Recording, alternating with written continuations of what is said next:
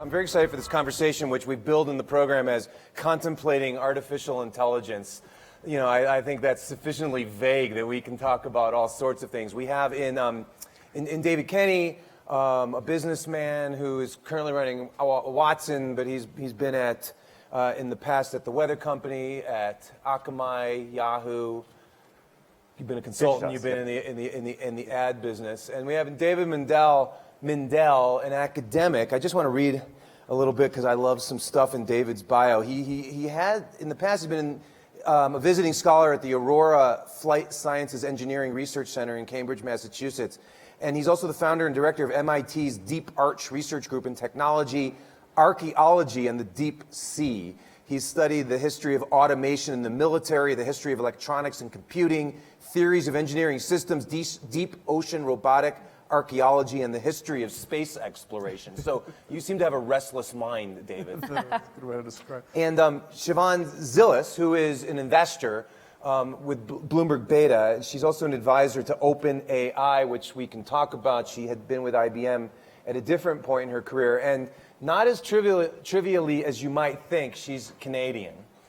Not trivial in this ecosystem at all. That's right. So we're going to get to that. Now, where I want to start is with words. Now, we said this was going to be about artificial intelligence, but each of you, I've noticed in your feedback to me, comes back with different words that you want to use to define this. And I'll start with you, Shivon, because you focus on machine intelligence. So Yep. Tell us what you mean by that, and give us a little bit of a taste of how you're spending your time on this topic. Sure. So, I was investing in a lot of what was called big data technologies, perhaps the only worse term than artificial intelligence that exists. And, big data kind of made the world a lot larger, but our ability to sort of make sense of all of this information that was out there, became tougher and tougher and tougher. And so what I realized is, for the most part, what I was investing in was technologies that were helping us make the world smaller again. And that grouping of technologies was just learning algorithms, most broadly. And what I did, I realized there wasn't really good vernacular around this. I'm the type of person who's a research nerd, so I just searched through thousands and thousands of companies who self-described as using these technologies. And every time I used the term artificial intelligence or machine learning, I started getting into arguments with people that weren't productive. So AI as a term is actually broken. It literally means a type of intelligent technology that we have not figured out how to build yet. And the moment we figure out how to build it, it ceases to be AI. And machine learning ends up being sort of this very technical, practical thing. So what I just wanted to do for myself was just define this whole world of learning algorithms and really then focus on the problems that they were trying to solve, not the technologies themselves. Yep. Share with us maybe one or two of your favorite investments. Sure. I will take the opportunity to... Yeah, no, you have my not only my permission, but Sure. my suggestion. Yeah, one of the best things about this job is you just really get to invest in people that inspire you just through and through. So, I'll give you one example, and this gets back to Canada and why Canada is relevant here. There's a fellow named Brendan Frey who'd been developing, what is now called deep learning algorithms for the last 19 years out of University of Toronto. And so he was applying them to things like just random images to understand, can we classify things better? And about 10 years ago, he and his wife had a situation where they had an unborn child and the doctors could not tell them whether or not there was something wrong. They said there's a high probability there's something wrong, but we just don't know enough about genetic testing yet to fix that.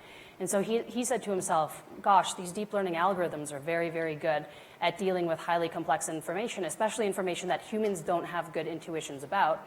And so he's then spent his life, it's a company called Deep Genomics, we're a proud investor, that's helping make molecular diagnostics a lot more accurate. Great. David Mindell, I want to move to you.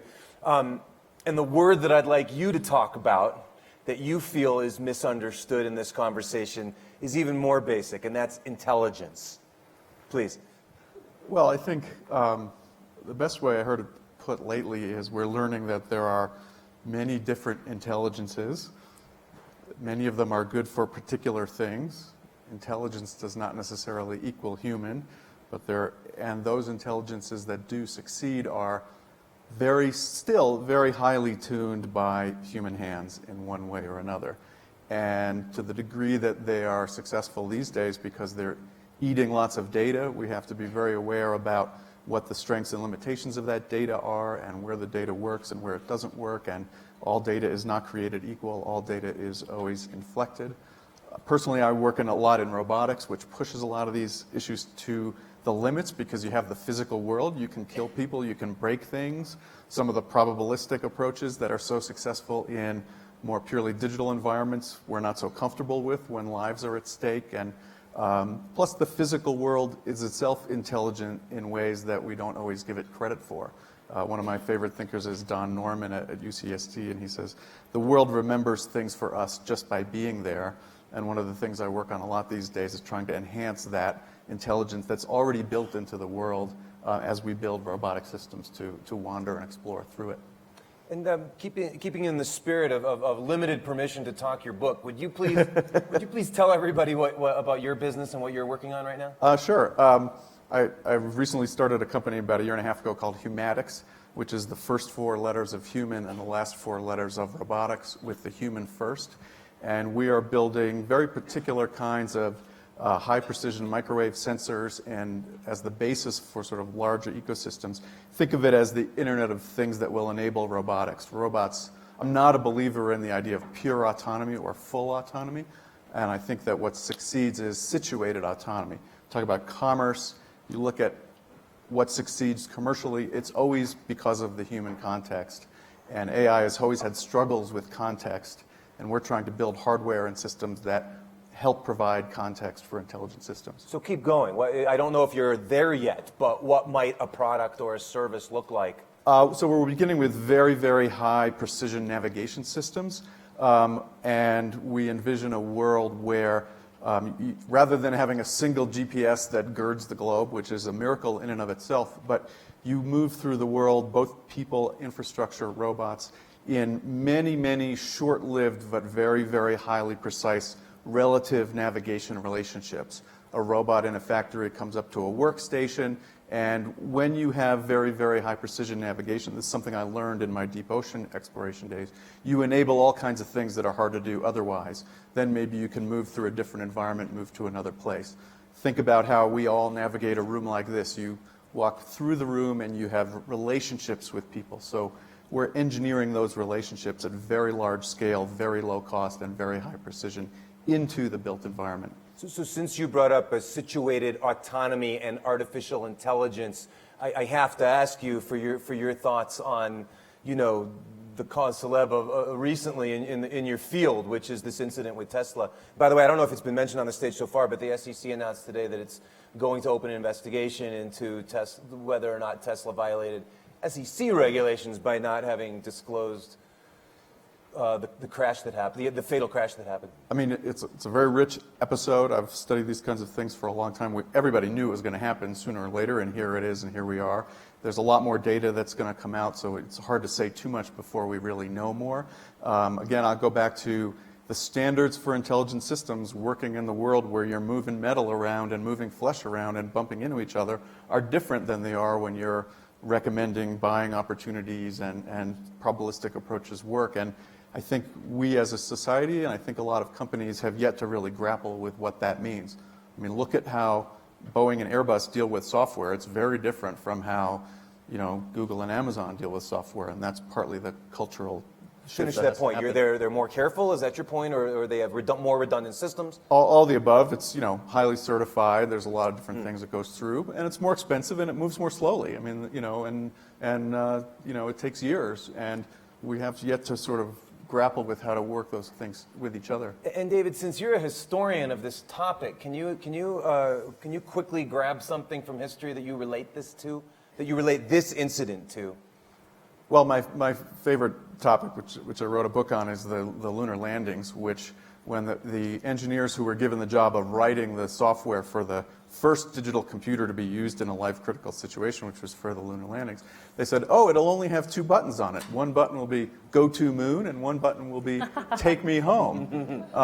And that was unacceptable to NASA and the astronauts. And what you ended up with is this very rich fly-by-wire system where in the final moments of the landing, Neil Armstrong was able to intervene in the automation, not really turn it off, but customize it to exactly the task he had at the moment. And in a very challenging circumstance, land very successfully, and all of the following 5 landings did the same thing. And it's a beautiful case of how, as these systems move from laboratory into the field, the autonomy in them, just empirically over time, has been pulled out just where we still have felt the need to give human approvals when lives are at stake.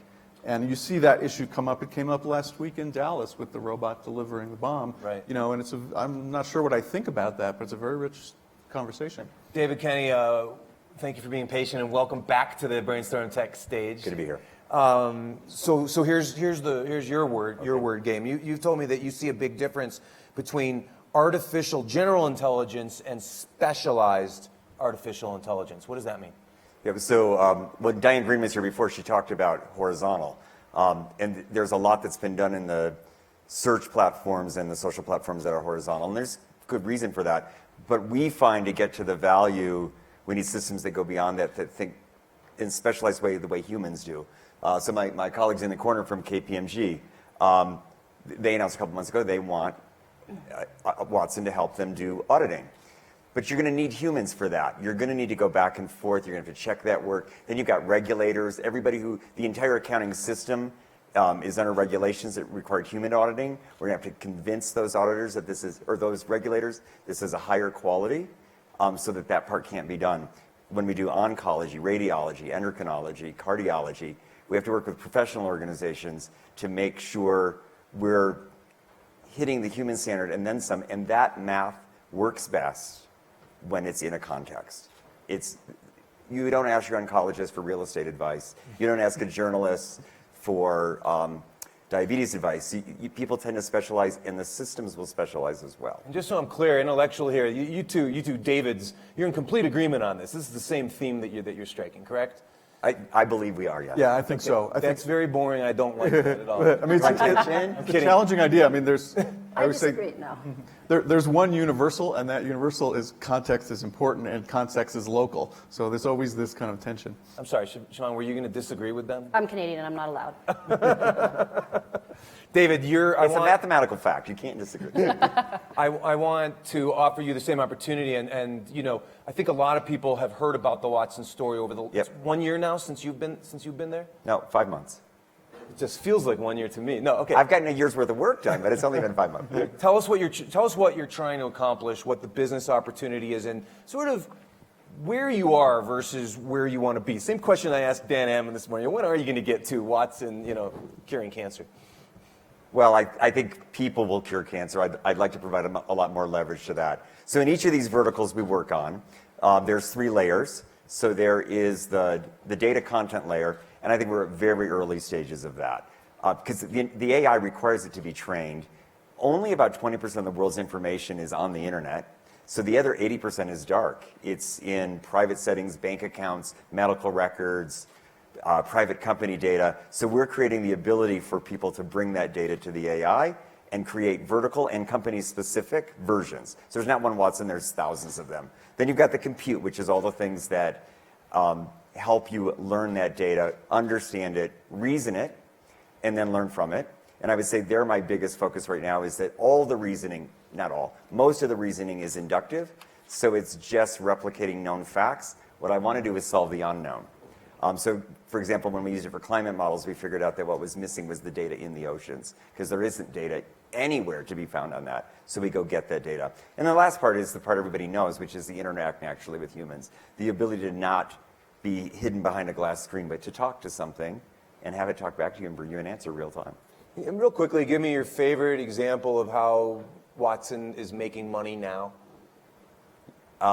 So it's with a client. I mean, with a client. Yeah, but some clients, they announce these things. So I would say we make money in 3 ways.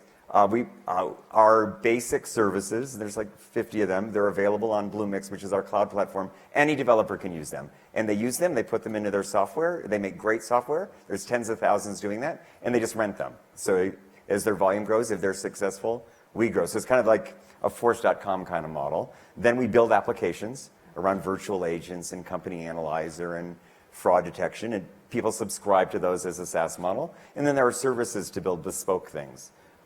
where companies are trying to make a real advantage. And I would say what's growing is the platform and the applications, so we're becoming much more of a developer platform and a SaaS model. Are you selling as an independent entity, or are you selling, or is IBM selling as part of a bigger IBM offering? So, Watson does live inside IBM, and everybody at IBM is excited about Watson, so clients come from lots of directions. So sometimes there's an integration, particularly the services are largely done by our global business services unit. But there is a direct sales force that sells the sort of core developer platform and the applications. Playing off of this conversation about Watson, would each of you talk a little bit about, I want to understand where we are in perception versus reality of AI. And I don't know, Sean, you start. Where are we? Is this a problem? Not really? In terms of that gap between perception and reality? So I think one of the things that people tend to miss is that, and this caused the last 2 AI winters, AI lends itself really, really, really well. Wait, I'm sorry. This caused the last 2 AI winters. Yes. Tell everyone what that means. So there have been phases in history where, we've been of the opinion that all this machine intelligence is going to, basically replicate the human mind, and we're here, and then everyone gets very hyped up, and then it all dies away. And that's led to 2, north of a decade winters where not a lot of development was happening and not a lot of commercialization was happening.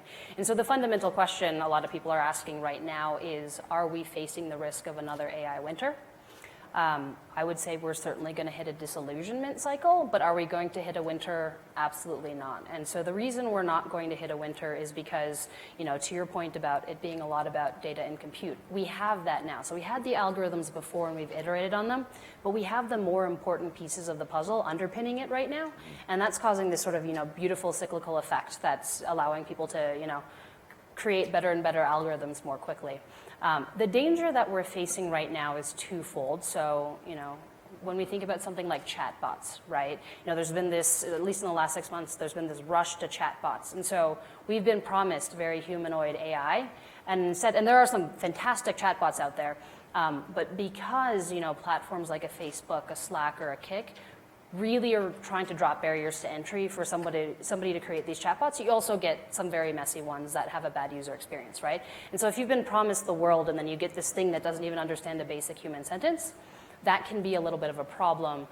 The second factor, which kind of gets to IBM and IBM's model, is we've tended to see amongst big organizations, their ability to put machine intelligence into practice is fairly binary. So it's either 100%. So if you look at a company like Google or Facebook, they're able to do it extraordinarily well, and obviously IBM is an example of that. But the rest of the world is really, really struggling in terms of Fortune 500s for what do we do about this? And the reason for that is, unlike something like big data where you're like, okay, let's do a Hadoop implementation. Someone go do that. It exists in a silo. To your point, this is a whole, system. It is a whole system that has to have an overhaul. So in order to make machine intelligence useful at your company, you have to have a fundamental understanding of what data you have, what data you could have, this whole array of algorithmic techniques you could use to get an output, and then how do you actually think about the end user interface or different problems that could be solved at the end of the day? So it takes the whole organization, which I think people are missing. And before I ask David this perception versus reality, David Mindell, this perception reality question, tell everybody a little bit about OpenAI, which you're an advisor to. What is it? What's it trying to accomplish? Sure. So how did you get to be an advisor to it? I'm just such a fan of what they were doing, so I knew a couple of the folks that were founding it, and I started to become... Two primary folks being Elon Musk and Reid Hoffman. Sam Altman and Greg Brockman. They do the work. And, I'm basically devoting my life with Bloomberg Beta and the fund to investing in machine intelligence for good, right? And, I'm coming from the fundamental premise that this technology is going to have a lot of positive impacts in the world. We truly believe that, and, we're investing in this stuff because we think we invest solely in the future of work, and machine intelligence is actually helping us become more human in a lot of ways by, letting us focus on sort of the unique parts of the job and just forget about sort of the menial tasks. And so when we think about something like machine intelligence, I'm of the opinion that you can't play defense against technology. This is going to happen, right?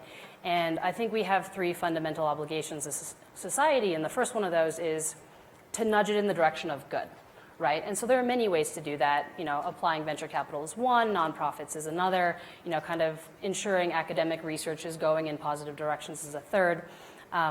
The second one, and perhaps the most difficult one to fight right now, is to ensure that there's a very healthy distribution of power in terms of those who are building AI technologies. And because this is so dependent on data and this sort of this self-perpetuating cycle, it really lends itself to a monopolistic or oligopolistic ecosystem, right? And if someone's building a very powerful technology, we want that to be democratized. We want that to have many, many, many different participants. And so the reason I was particularly drawn to OpenAI was they actually had the right setup to do this. And the third piece is, to whatever degree we can, to your point about SEC and Tesla, we need to front load the regulatory and policy discussion as much as we possibly can. And, again, publishing more and more things openly, creating connections between, entities like OpenAI or Machine Intelligence Research Institute, and Washington, D.C. and other governments in the world is just a really important part of this puzzle. So I just felt that they were doing a very good job across all three of those metrics. So I'm like, what better way could I spend my time? David, can you weigh in on this, on the perception versus reality question? Yeah, if you take the driverless car example, good example for a lot of things, and 6 months ago, there was companies saying, technology is here, we're here today, full autonomy, no more drivers ever. And that same company this spring said, well, it's going to be more like 30 years, right? So the answer is somewhere between today and 30 years. And you heard on the panel already, talking about GM and Lyft, that there's going to be certain kinds of autonomy in certain places. That's much more the kind of answer that I like to hear, where you're in a place where you have good infrastructure and you have high bandwidth and you have well-defined tasks, you're going to be able to do certain kinds of things. Other sorts of places with lots of snow and crazy back roads and sort of stuff, you have different capabilities. And to me, that's a much more realistic understanding of how autonomy is going to roll out in a lot of sectors. The same is true in the aviation domain. If you look at sort of pure autonomy in aircraft, field I work in a lot, an airplane taking off from an airport, flying a route, flying around thunderstorms even, and then landing, we solved that problem 10, maybe 20 years ago. Not even interesting anymore. The problem of having that airplane take off with people on board from an airport that other people are using, through airspace that other people are using, over people's houses with other airplanes around, landing at another airport, that's the situated autonomy version of the problem. We're barely beginning to understand it. There's regulatory components, there are legal components. The liability issues are not distractions. Those are the places where the rubber hits the road on the kind of social negotiation of how these things are going to work. We've been trying to think about technologies and particularly hardware and software that will help enable that kind of situated autonomy, but it's very early days to really think about how those things are going to live among us. And that matters for factories, it matters for the home, it matters for our highways, it matters for all these different settings. And if I could get your opinion on something, getting back to self-driving cars, Google has put its stake in the ground mostly, and said, we're interested in fully autonomous cars that aren't driven by human beings.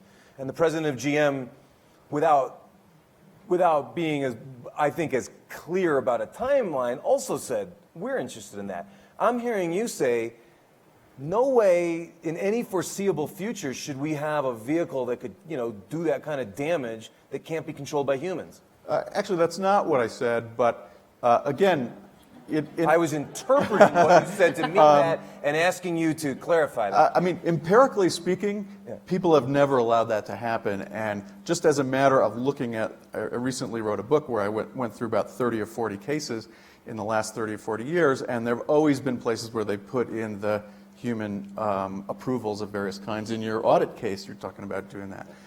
That's just an empirical fact. It may change in the future, but if you learn from the past, you see that that's something that's happened. I think what Google says now is you'll have places like maybe around Mountain View where you have really good infrastructure and really good maps, and you'll have really high levels of autonomy. That's great. But there's still a cloud of autonomy, and you're going to kind of move in and out of it. And as you move in and out of it, you just need to deal with ways to handle that. I think we heard that from GM earlier today as well. You may have a city where you have very, very high levels of capability and Lyft cars that are totally driverless, but they may not be able to cross the line into the farmland for various reasons. And, you know, if they're confined in geography, that's fine. It's just the autonomy has a human surrounding around it, and those are things you have to think about when you engineer. There's, just like intelligence, there's no one that's going to go everywhere all the time. It's why we do buses. So Watson's first project is buses. Buses have routes. Buses can have bus lanes. The problem with the driverless cars is the driver cars that are alongside them, right? If it's all driverless, it's much safer. So buses are an interesting place to start. Understood. Your questions, please. You have such a wealth of talent here. Yeah, all the way up front, please. And then we'll move the mic two people over. Thank you. Please tell us who you are. Yeah, Michael Miller, ZBI and PC Magazine. David, Kenny. Yeah. One of the things that was talked about with Watson back years ago is how we were using it with in healthcare. Right. We're getting better outcomes and things like that. Are we now at a point where we know that we're getting better outcomes from AI-assisted oncology diagnostics and things like that? You mean better outcomes in patients, I assume. Better patient outcomes. Yep. And if so, how prevalent are these systems?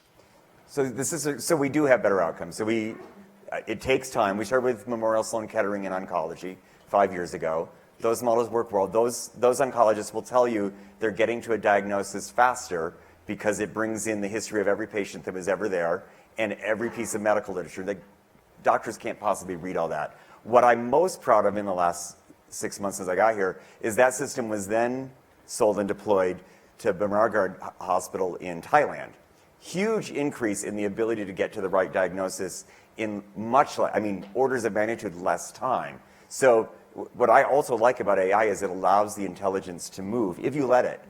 People who've got intelligence will build business models reselling that intelligence. And I believe that example is now going to be used to get most of the great oncologist hospitals on the planet using this system. And in your example, you have data and doctor testimonials? Yeah, so we rely on the doctors. Like, we're not going to know whether there was a better outcome. So in the way they measure it, in speed of diagnosis and then accurate treatment of the diagnosis, and then, of course, they measure in the long run, that mortality, that it's moving in the right direction. Interesting. Right here, please. Navrina Singh, Qualcomm. So I'm just curious, given the speed of progress happening in machine intelligence and AI, primarily driven by open data sets, research contribution, talent going to places where you actually can freely share and publish information, what role and what challenges would companies like Apple and companies who don't share extensively, how are they going to evolve with this great progress happening in AI? What can they do? Well, so it depends what you're making open, right? The one trend line we see across all of the major companies that are participating in the AI space is they're open sourcing their technology frameworks. So take Google and TensorFlow, Microsoft, Amazon, Facebook, all have big open source projects that they're putting out there. What they're not putting out there is their data. So that's the secret sauce, right? So you have open data sets at cities. And the reason this is happening is so, why are people open sourcing the software? One, because it's a gift from academia. So academics, lovely group. They just love to share and give back, right? The second piece of this is it is an absolutely brilliant recruiting mechanism. And the thing that is at war for right now is just talent, right? Any way to get talent, you're going to get there. And that's why, Google and TensorFlow, by far the most used machine learning library last year and this year so far as well. It's been this sort of, beautiful recruiting mechanism, but Apple not sharing its data, I don't think necessarily hurts Apple because that's the secret sauce that they want to keep at the end of the day. And you don't see Google sharing its data either. Right? Yeah, I would probably helps them. I think everybody in the room needs to remember, as an individual or a company, there's nothing for free. So if you're getting a free service for sharing your data, that's because the data is more valuable than what you would pay for it. The value of data goes up every day that AI advances. At some point, there will be a market for it. I think Apple does the right thing to keep a bunch of it private. Data is going to have more value in the future, and we're going to build economies on our data. Data will become a currency. Data's the new oil. Keep hearing that. It's basically attracting the talent, which is absolutely right now there's a shortage of, there's a shortage of supply. So the talent comes where you can actually publish the information that you're making out of these data sets.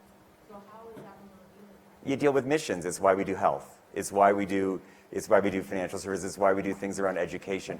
When people have big missions, you can also get the engineers to come.